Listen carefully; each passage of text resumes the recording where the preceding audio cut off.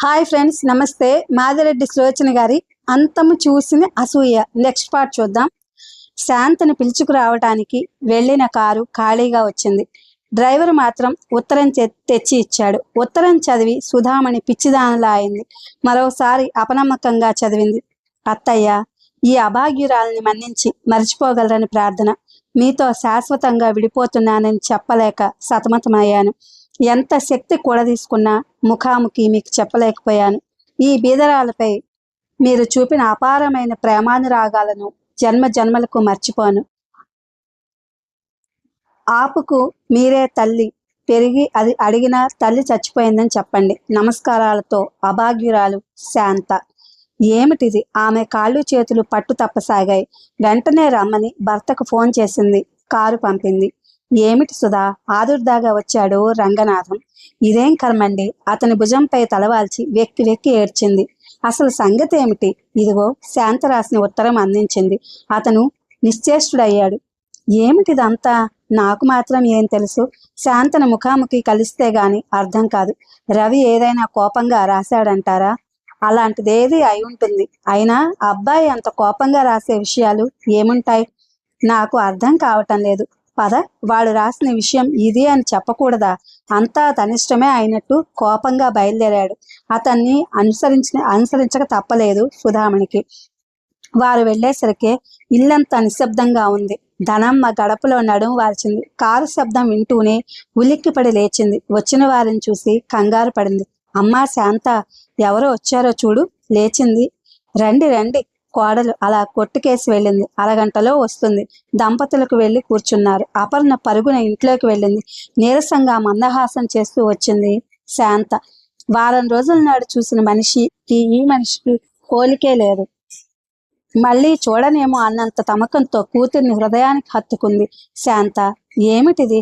ఉత్తరం ఆమె మీదకి విసిరాడు. తల దించుకుంది. మాట్లాడమ్మా, సుధామణి అర్థించింది. అత్తయ్య, జీరబోయింది గొంతు. నన్ను క్షమించండి, నేనేం చెప్పలేను అంది. ఏమిటమ్మా? ధనమ్మకేం అర్థం కాలేదు. వారం రోజుల నుండి ఆపిన దుఃఖం కట్టలు తెంచుకుని వచ్చింది.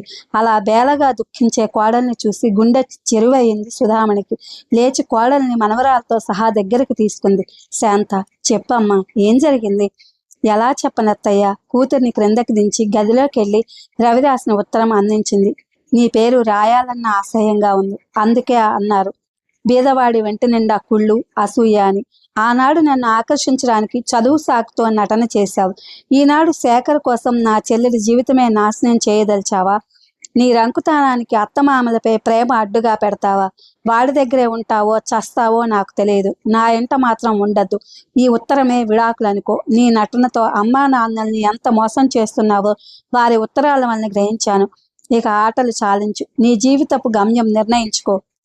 నా తల్లిదండ్రులతో సంప్రదింపులు చేయించాలని చూస్తే నేను ఏ పరిస్థితుల్లోనూ భారతదేశం రాను. పాపను అమ్మ దగ్గర వదిలివేయి. దీనికి ఏమాత్రం విరుద్ధంగా జరిగిన ఫలితాలు దారుణంగా ఉంటాయి. శాంత సుధామణి నిలవలేక దగ్గరగా ఉన్న కుర్చీలో కూర్చుండిపోయింది. రంగనాథం ముఖం జేవురించింది. ఇది నేటి యువకుల ప్రగతి మార్గం. ఆయన పిడికిళ్ళు బిగుసుకున్నాయి. నన్నేం చేయమంటారు? కన్నీరు ఒత్తుకుని అడిగింది. ఎవరు చేయాల్సింది ఏం లేదు. పద ఇంటికి. వాడి కళ్ళకు కట్టిన అనుమానపు గంతలు నేను విప్పుతాను. మామయ్య, ఆయన తిరిగి వచ్చాక ఏమైనా చేయొచ్చు. అంతవరకు ఇలా దూరంగా ఉండడమే మంచిదేమో. అసంభవం శాంత, మీరు అలా అనకండి. వచ్చేశానని వారికి ఉత్తరం రాశాను. నువ్వు అక్కడ ఉన్నట్టు ఎవరు చెప్తారు? ఎవరైనా ఉత్తరం రాస్తే ఆయన ఆలోచనలో పడ్డారు. సుధామణికి మాటలు కరువైనాయి.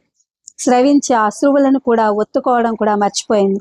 అత్తయ్య, శాంత, తప్పంతా మాలోనే ఉందమ్మా. పిల్లలను అపురూపంగా పెంచామనుకుని పెంకి ఘటాలుగా తయారు చేశాం. అలా కాదు. నా దురదృష్టం అత్తయ్య. శేఖర్ అన్నయ్య అంటే అభిమానం తప్ప ఇలాంటి భావం నాకు తెలుసమ్మా. అందరూ అలాగే కూర్చుండిపోయారు. ధనమ్మకు కొంత అర్థమైనట్టు, కొంత అర్థం కానట్టు ఉంది. బజారు నుండి వస్తువులు తీసుకుని సుభద్ర వచ్చింది. కాఫీలు, టిఫిన్లు అంటూ నానా హడావిడి చేసింది. సుభద్ర, శాంత ఎంఏ పూర్తయ్యే వరకు ఇక్కడే ఉంటుంది. మా ఇంట్లో చదువు సాగడం లేదు. సుధామణి మాట తెగల్చుకుని చెప్పగలిగింది. మీరు ఆ మాట చెప్పాలా పిన్నిగారు? మా పరిస్థితుల వల్ల గాని, లేకపోతే శాంత పరాయిదా? మాకు తెలియదా? బలవంతాన నవ్వుతూ లేచారు. సహజంగా ఉండడానికి ఎంతో ప్రయత్నించింది. ముఖానికి నవ్వు పులుముకుని అత్తమామలను సాగనంపింది. కోడలు దూరం వెళ్ళగానే ధనమ్మ కూతుర్ని అడిగేసింది. ఏమిటా అమ్మాయి ఇదంతా? ఎందుకు ఆయనకు నాపై కోపం వచ్చిందమ్మా? కాలం తల్లి, కాలం. మనసులో ఏం లేకపోయినా లోకానికి జడవాలమ్మా. అన్నా చెల్లెలికి అపవాదులు అంటకట్టే లోకం ఇది. ఆవిడ వాపోయింది. అమ్మా, నువ్వు మాత్రం నోరు జారకు. తెలుసులే అన్నది కన్నీరు ఒత్తుకుంటూ. శాంత చాలాసేపు మౌనంగా కూర్చుంది, తను వేయబోయే ప్రతి అడుగుకు బలం చేకూర్చడానికి. ఇది ఫ్రెండ్స్, మాదిరెడ్డి సులోచన గారి అంతము చూసిన అసూయ. Thank you for watching.